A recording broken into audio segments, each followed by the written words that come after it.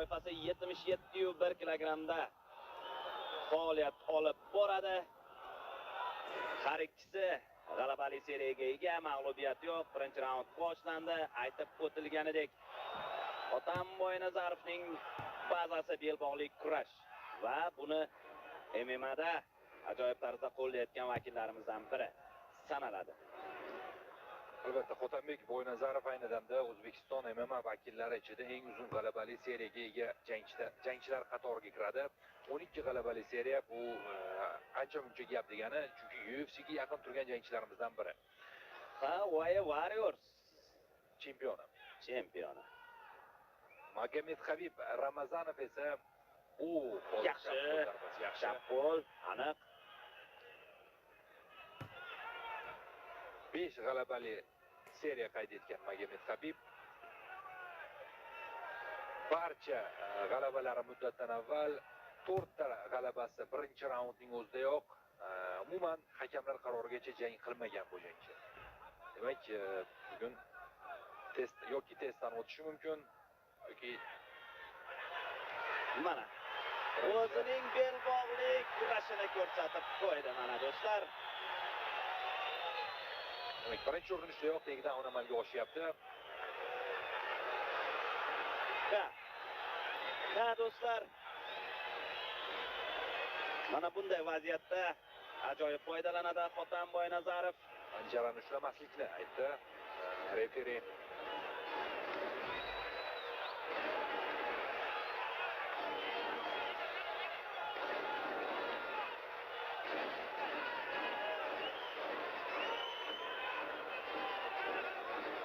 Nazoratni amalga oshirishga harakat qilyapti Otanbek.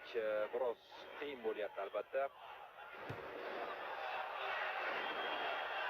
Yana bir takedownga harakat qilib ko'radi.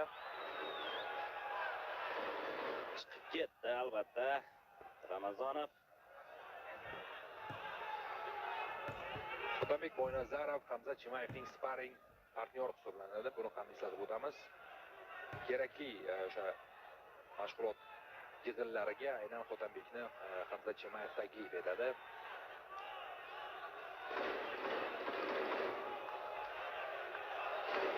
Ehtiyot bo'lish kerak. Yaxshi. Navbatdagi takedown amalga oshish arafasida bo'ynini berib qo'ymaslik kerak. Gilyotinaga o'tib ketish arafasida yo'q. O'xshamaydi bu yerda gilyotina.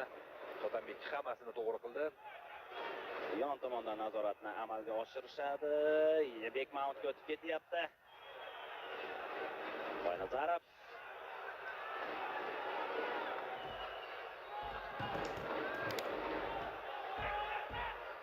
qulatyapti raqibni. Boynazarov lekin ushlab turish oson bo'lmayapti. Shuncha chandiqni ko'ryapmiz Magomed Habibning tanasida. Juda kuchli tizza zarbalari. O'sha Warriors chempionlik kamari uchun jangda ozarbayjonlik Tohir Abdullayev bilan ham jang xuddi shu ssenariy ostida kechgan edi do'stlar. Otamboy Nazarovning birinchi murabbiyi Azizbek Mirkomilov hisoblanadi. Hozirda Nurullo Mirzayev qo'lostida mashg'ulotlar olib boradi. Shuningdek, Raka MMA Fit zalida Husan Majlimov qo'lostida ham tayyorgarlik olib boradi do'stlar. Klinch holatida tizza zarbalarini yo'llayapti Otanbek.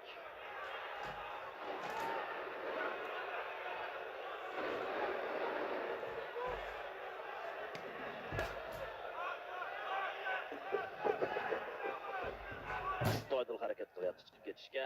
Ramazonov yaxshi nazoratni amalga oshiryapti. Boynazarov umuman olganda Boynazarovlar polvonlar sulolasi sanaladi. Bek Mount qiyin holatga tushiryapti raqibini. Otanbek. Zarbalar kerak, mana shunday zarbalar. Bo'g'ishning imkoni bo'lmayaptimi? Zarbalar yo'llayverish kerak.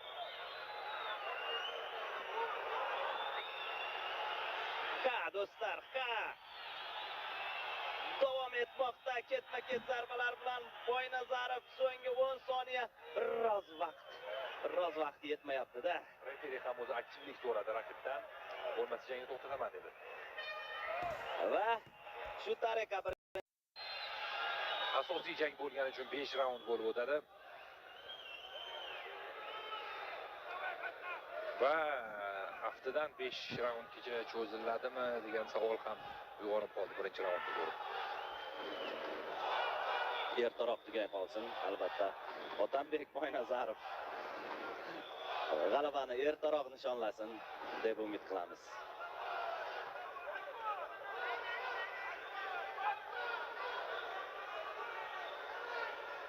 Ha, yuqoridagi fikrimni tugallab qolaman. Boynazarovlar polvonlar sulolasi sanaladi. Ukasi Odilbek Boynazarov ko'pkari, ya'ni uloqchi, otasi ham Ne'mat polvon, yanglishmasam agar. Mana shunday polvonlar sulolasidan.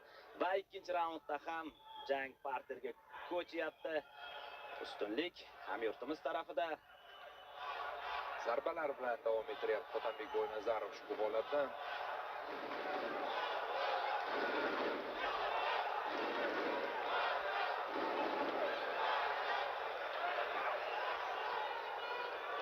Ajoyib. Big Mount. Mana endi vaqt ko'proq. Mana endi Hali to'liq o'ta olmadi oyog'i. o'tkaza olmadi. Ramazanov qoldi.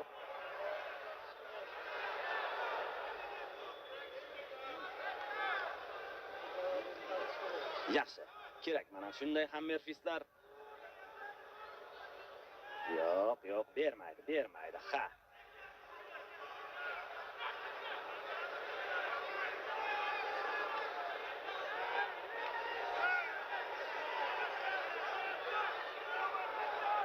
Zarbalar.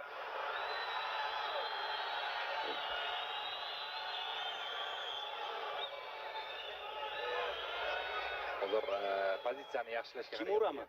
Otambek va Kimuraga olmoqda va jang o'z poyoniga yetyapti do'stlar. Ajoyib g'alaba. Otambek Boynazarov muddatidan oldin Kimura bilan jangni o'z yakuniga yetkazyapti. Do'stlar, albatta ushbu ajoyib g'alaba bilan tabriklaymiz barchani. Eng qizig'i, raqib taslim bo'lish belgisini bermagan ekan va norozi bo'ldi referidan hozir jangni to'xtatgani uchun. Referi esa menimcha qulog'iga men seni sog'lig'ingni o'yladim deb qo'ygan bo'lsa ajab emas. Do'stlar, mana takroriy lavha kuzatamiz. Qani? Mana Kimuraga o'tib ketayotgan bir palla. Kimura mana baqirgan ekan. Baqirgan, lekin mana norozilik bildirgan, hozir ko'rasiz. Taslim bo'lmagani uchun, aynan taslim bo'lish belgisini bermagani uchun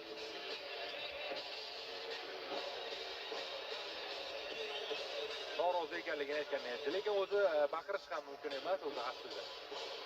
Referi istalgan vaqtda jangni to'xtatishi mumkin.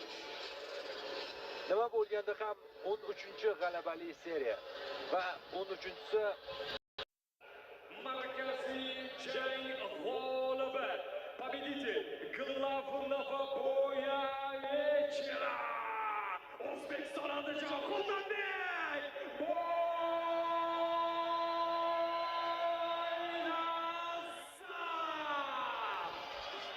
rasmiy e'lonni ham eshitib oldik. Otambek Boynazarov asosiy jang g'olibi. Jang zo'r o'tdi. Hissiyotlaringiz. Assalomu alaykum O'zbekiston. Alhamdulillah. Allohga hamdlar bo'lsin. Robbim shunaqa chiroyli g'alabalar berganidan Allohga hamdlar bo'lsin. Alhamdulillah. Birinchi o'rinda sportga sharoit yaratib berayotgan muhtaram prezidentimizga rahmat.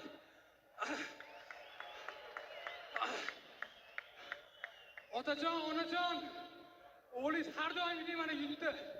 Bu hamma sizlar duoinglar bilan. Alhamdulillah, Xudolarga shukr. Ligani tashkil qilgan Jasur aka. Jasur akaga rahmat. O'zbekistonda shunaqa chiroyli ligani tashkil qilganing uchun. Xudo xolasa bu ligani UFC o'rniga olib chiqamiz inshaalloh. Rahmat hammaga. Mana Andijon viloyat hokimimiz Shuhratbek Qo'shaqboyevich yana o'g'lingiz mana g'alaba qozondi. Xotabek Boynazarov.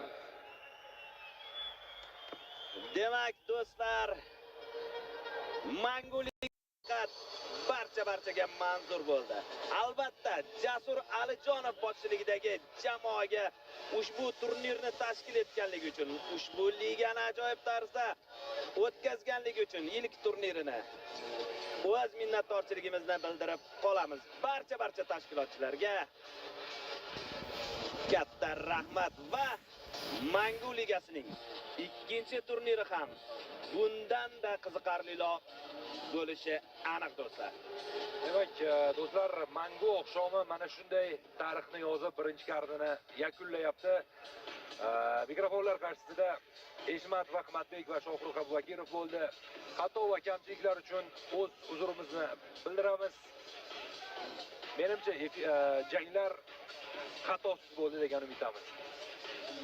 Ha do'stlar, ko'rishguncha xayr.